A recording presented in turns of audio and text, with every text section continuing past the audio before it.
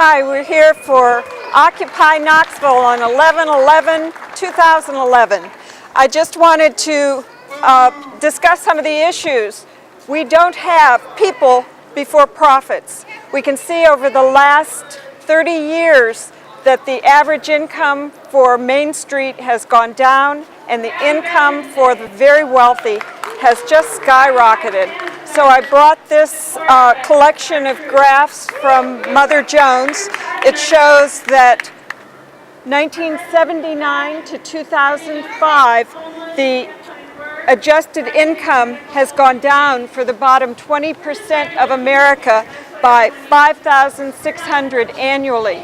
On the other hand, the top 1% is now making $597,000 each year more. So while all these folks from the 90% all the way down to the first percent are making less since 1979, and we've seen the profits on Wall Street increase 720%. 720%. Meanwhile, unemployment's gone up 102%, and home equity has gone down 35%. So the assets for Main Street have gone down, while the stock holdings, the assets for the wealthy have gone up. The average CEO makes 185 times what his average worker makes. Back in the times of Plato, the citizen king was supposed to make 10 times the most lowly worker. We've seen this skyrocket over the last century. We also notice the students now have a total debt that exceeds that of credit card debt. In spite of the horrific things we hear about the 25% interest on credit cards and that horrific debt that folks can't clear, the students are in worse shape. Currently, student loans charge an annual interest rate of 6.8%, and after the first $5,000 student loan, that interest begins to accrue on day one.